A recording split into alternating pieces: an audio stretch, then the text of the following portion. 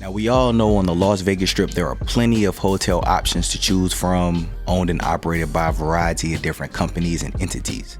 But did you know that of the 15 largest hotels in the entire world, half of those hotels are located on Las Vegas Boulevard? And the hotels that make up that half of the 15 largest, the majority of those hotels are owned by one of the two major hotel kings on the Las Vegas Strip, with that either being Caesars or MGM. So today we're going to talk about the MGM portfolio. We're going to talk about the Caesars hotel portfolio. Do either one offer better benefits than the other? And are they really worth staying at compared to some of the other independent properties? Because I'm sure if I told you that staying at Venetian, Treasure Island, or Cromwell would be three popular hotels on the MGM side, but if you chose to stay at Wynn or MGM Grand or Planet Hollywood, those are also three of MGM's popular hotel choices. What? Some of you may be like, I'm not sure which one I should stay at. And then some of you are probably like, what are you talking about? Those don't even fall in line. Nope. And that's exactly why we're going to talk about the two today, so that people can distinguish the difference and maybe also get an understanding as to why these two do run the strip. So let's go ahead and get to the video and break down both these two hotels. Alright, so let's get started with MGM. MGM is the ultimate king of the hotel empire groups on the strip between MGM, Caesars, and any of the other properties. MGM has the dominant portfolio. They've got the big names under their roster. So let's talk about which hotels fall under the MGM portfolio, and then I'll give a breakdown between the lower budget tier, the affordable tier, and then what the top tier hotels are. Now, when we talk about hotels on the strip, the north end of the strip is where the Strat is, and then the south end of the strip is where Mandalay Bay is. Once you hit the end of Mandalay Bay, that's when most people basically, though it's Las Vegas Boulevard, start to break off from calling things the strip. So we'll start down at the south end of Mandalay Bay, and I'll just name the hotels coming up. You have Mandalay Bay and Delano, which is an all-suite property inside of Mandalay Bay. You have Luxor, Excalibur, New York, New York, and then directly across the street from New York, New York, you have the MGM Grand Hotel, and then you have the Signature at the MGM Grand Hotel, which is an all-suite property at the MGM complex.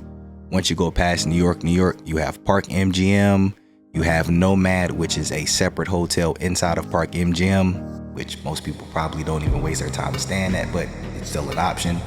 You also then from there have Aria, and then you have the sister property Vdara, which is an all-suite resort, in my opinion, a sleeper.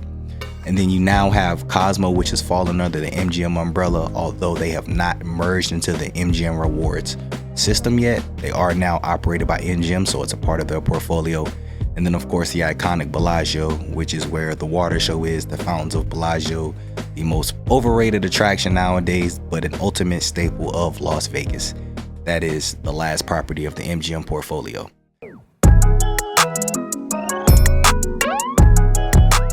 Now, a few years ago, good old Circus, the hotel that I'm pretty sure most people not even really trying to worry about or waste their time staying at, they were once upon a time a part of the MGM portfolio, but they went ahead and sold them off. So Circus no longer is a part of the MGM umbrella, just in case some of you might not have known, or like me, you might have forgot when you were editing this video.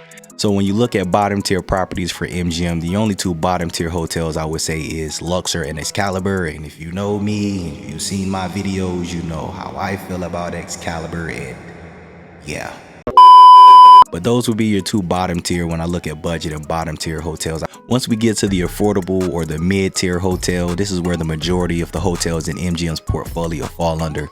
And so that's going to be your Mandalay Bay, your Delano, New York, New York, MGM, Signature and MGM Grand, Park MGM, and Nomad.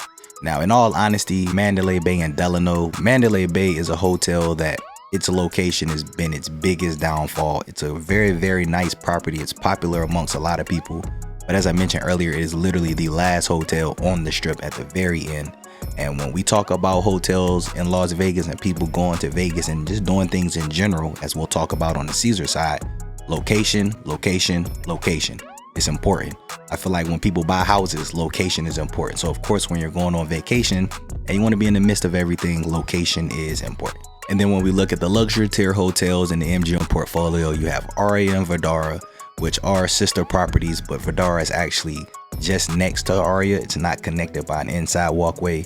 2 luxury hotels. You also have Bellagio, which is the iconic hotel that everyone knows about. And then they recently acquired the Cosmopolitan. Now, as I mentioned earlier, the Cosmo is now being operated by MGM, so it's a part of the MGM portfolio.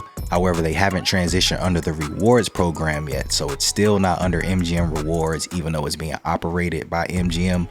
So you can't use your rewards benefits with them, but I mean, we all know Cosmo's the best hotel, so it was just a big W for MGM acquiring that property. So those are the hotels under the MGM umbrella. Those are the lower tier, mid tier, and higher tier rankings. So let's go ahead and take a look at the Caesars portfolio and talk about their hotels. Good old Caesars / El Dorado. Caesars got bought out or merged with El Dorado. But they're going to be Caesars for this video, as they're always referenced as Caesars because that's who runs the operations, and their reward program is why people stay there. So we're going to talk about the hotels in their portfolio. So the hotels under the Caesars portfolio are Rio, Harris, Link, Flamingo, Nobu, Caesars Palace, Cromwell, Horseshoe, which has just recently been rebranded from Bally's, Paris, and Planet Hollywood. Now, the bulk of Caesars hotel properties are going to be in the lower or affordable tier, in the budget tier. And it's one big reason why a lot of people do stay at Caesars properties is because, number one, in comparison to MGM, the majority of Caesars properties are not only on the strip, but their center location with the exclusion of Rio, and you can stay there on the cheaper side. So in essence, it's a win-win for a lot of people. So the hotels that are going to fall in their budget and lower tier category are going to be the Rio, Flamingo, Bally's, Link, and Harris. And these hotels typically, as I said, are on the lower end. Now Rio, I talked about Excalibur on the MGM side. I'm not even going to waste my time talking about Rio because times have changed, and yeah, times have changed. But yeah, most people aren't staying at the Rio anymore. It is still an option though, especially with them being off the strip. That just makes things worse. They are an all-suite property, and it is Caesars' only all-suite property in their portfolio in Las Vegas. So that is a good that you can give Rio. It's a cheap option if you need a suite. We'll just leave it at that. The majority of the other hotels in the lower budget tier for Caesars, some of them have actually done upgrades and renovations. So not only do you get to stay in an affordable hotel, you actually have an updated hotel to stay at in the prime location. So it's really a good look for Caesars in that regards. All right, in the affordable and mid-tier section for the Caesars portfolio, you have Paris, Cromwell, and Planet Hollywood. And to be perfectly honest with you all, I don't know why Cromwell's prices are even in this category, because sometimes their prices even have them in the luxury category, even though it's not a luxury hotel at all. But I'm doing this based on the pricing and the room structure. So as an overall property, Cromwell would fall in the mid-tier because it's not old and terrible, but it's probably one of the most overpriced hotels consistently. And then Paris is cool because it's prime location. People love the Eiffel Tower. I myself personally, yeah, Paris, alright.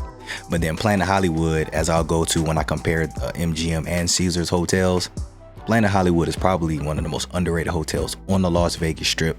Once you get up to the luxury tier, you've only got Caesars Palace and Nobu, which is inside of Caesars. That's really your only two adjoining properties, is Nobu inside of Caesars. Everything else is its own hotel. Although some of them are connected, Nobu is the only hotel that's actually inside of a hotel. But those are the hotels on the Caesars portfolio. So now that we know about the hotels in the MGM portfolio, we know about the hotels in the Caesars portfolio, let's talk about location, because location is everything. Remember, it's all location, location, location. Now, as I mentioned earlier, the majority of the hotels in the Caesars portfolio, or I guess I should say all of the hotels in the Caesars portfolio, aside from Rio, are actually not only on the Las Vegas Strip, but are in prime location. So between Harris and Planet Hollywood is where you'll find the whole range of the hotels. And not only are they all in prime location, they're literally all on the same side of the street next to each other, with the exception of Caesars Palace, which is across the street from Cromwell and Flamingo. And then in essence, it's the same thing on the MGM side. They're all basically on the same side of the street, with the exception of MGM Grand, which is across from New York, New York. So both of these hotel empires basically have all of their hotels next to each other, on the same side of the street, minus one. So when you want to talk about a location aspect, Caesars does have the better edge and advantage when you look at the two hotel empires, just because all of their hotels, aside from Rio, on the strip, right next to each other in prime location. But MGM does have trams, so if you're staying at certain properties, you can tram to certain hotels. Like you can tram from Mandalay Bay to Excalibur, and then you can tram from Park MGM down to Bellagio.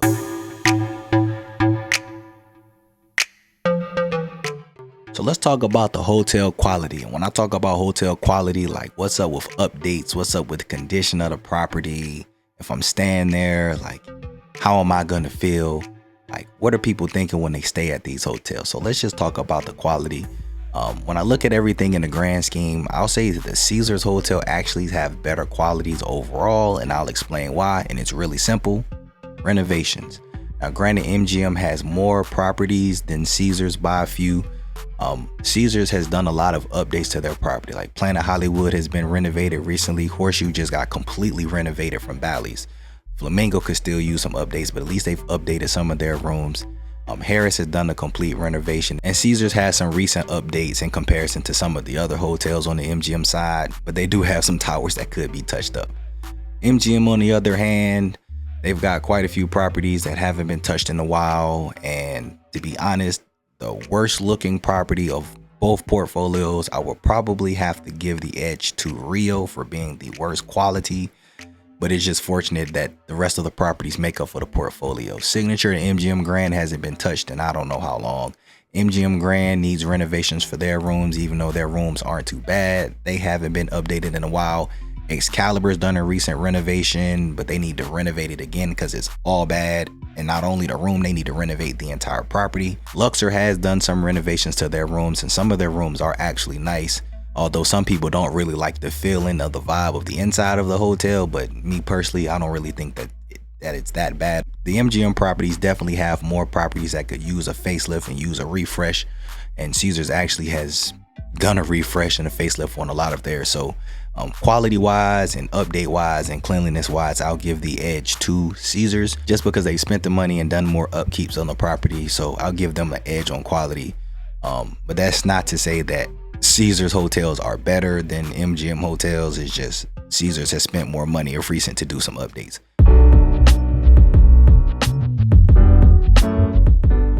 All right, so who's better than who? Where should you stay? So I'll try not to make this too long. We'll go tier by tier. I'll just give my thoughts and opinions on the hotels and the tiers, and then ultimately you can check out my room tours on these videos and make your ultimate decision from there.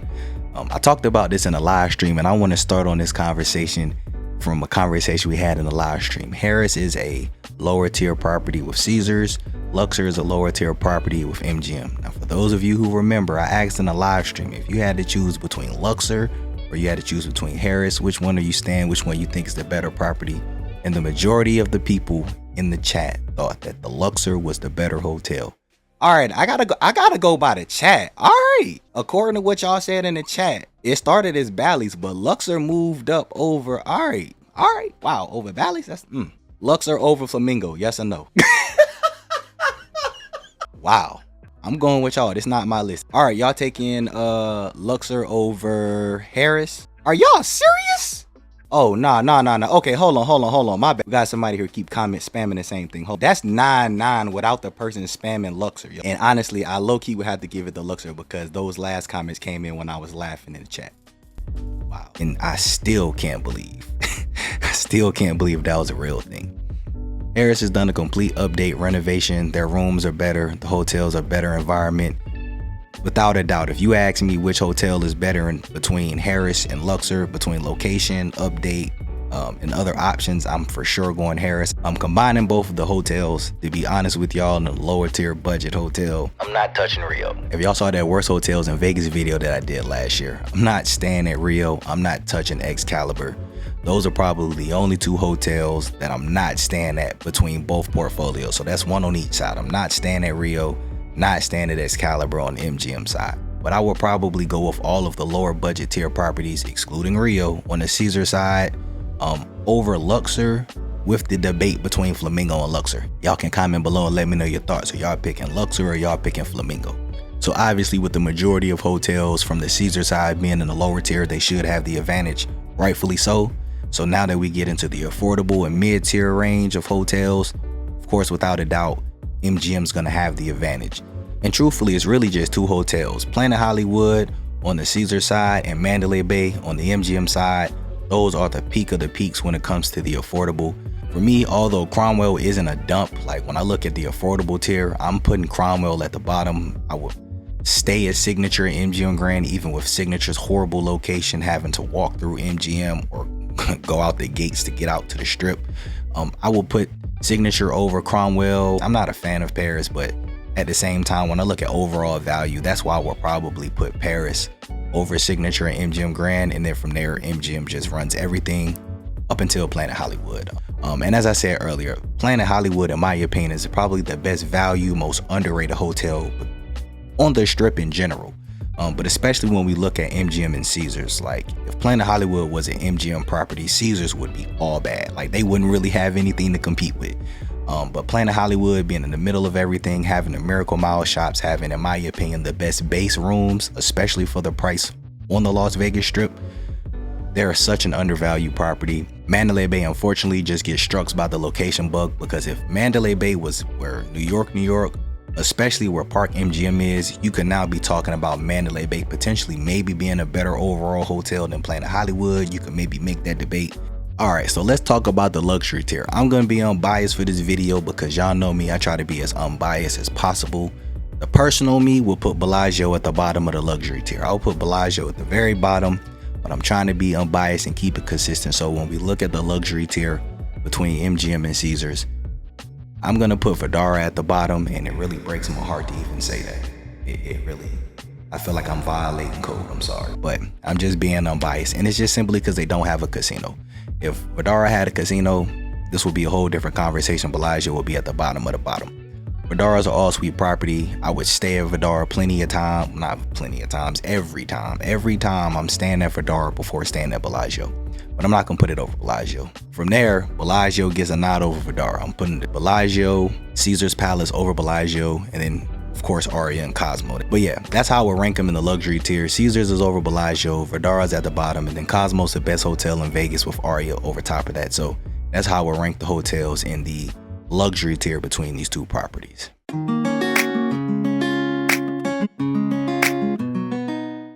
And before I wrap the video up, let me quickly talk about which one is better than which, as far as like rewards points, loyalty points. Which one should you actually invest your money or spend your money at? Because ultimately that's what it'll come down to. Which one's going to give you the better value? And I actually had to do some math because I was talking about this in a live stream, but I couldn't find my numbers I was looking for, but I found them for this video. So first of all, which one is better than which? In my honest opinion, I think MGM has the better hotel portfolio. Because of the type of hotels. When you look at like the overall value, what you get, what the hotels offer, nightclubs, dinings, rooms, suites, all of that. I think because of Caesars' price and location for their properties, that's why a lot of people stay at those budget tier resorts, because you get great location and a price and you just can't beat cheap.